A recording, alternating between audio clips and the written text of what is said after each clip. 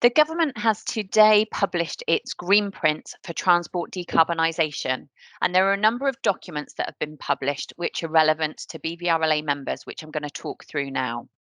The first of these is the Transport Decarbonisation Plan. This sets out a high level framework as to how the government plans to meet its net zero ambitions and also how it plans to create cleaner and quieter cities, but also to improve the way that people and goods move around as we build back cleaner, better, and greener.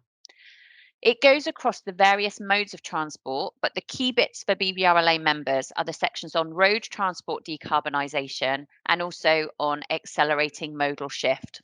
The BVRLA has welcomed the publication of the Transport Decarbonisation Plan and the associated documents, as this gives us a much clearer picture of where we are and where we need to get to on the road to net zero.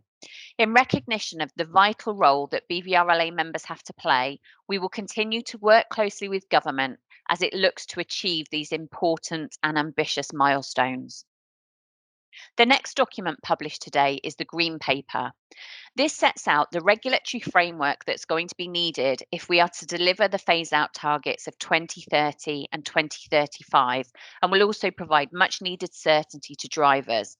It sets out a number of options which will improve the efficiency of new road vehicles and also sets out some requirements for vehicle manufacturers, such as a proposal to introduce a new mandate which will set phase targets for the sale of zero emission vehicles. We think that there are some very ambitious timescales set out within this document, and there's therefore very little room for error. It's therefore imperative that the government engage with a wide cross-section of stakeholders, including the BVRLA, fleet operators and motorists, that can give that end user perspective, but also to ensure that it gets the regulations right from the off and that it secures adequate supply of electric vehicles into the UK and provides much needed support to fleets with more challenging EV operating models. Another document published today is the 2035 Delivery Plan, and this sets out all of the measures for decarbonising cars and vans from across government into one single document. It sets out some of the key timescales, milestones, but also how progress towards the phase out targets will be monitored by government. Also, having a commitment from government that it will review the phase out targets and progress against these by 2025. We've welcomed the reference to the BVRLA and its members within the document and will continue to engage closely with government to provide the fleet perspective through engagement with ministers and officials, through thought leadership events such as our Fleets in Charge series, and also through independent analysis such as the Road to Zero report card that we will publish later this year. The final document published today is the HGV phase out, and this is a consultation looking at the appropriate timescales for phasing out the sale of all new non-zero emission heavy goods vehicles. It proposes that by 2035, vehicles of between 3.5 and 26 tonnes should be phased out,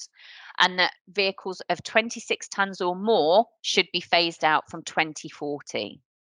Whilst we welcome the phase out targets as these provide really useful clarity and certainty, we do remain concerned about the fact that there's still an absence of a clear technological roadmap